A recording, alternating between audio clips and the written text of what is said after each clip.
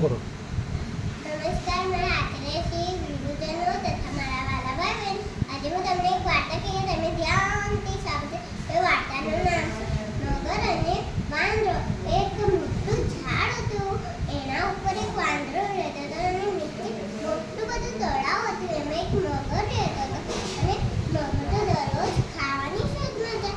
તે મગરની અને વાંદરાને દોસ્તી થઈ ગઈ. એટલે મગર તો કે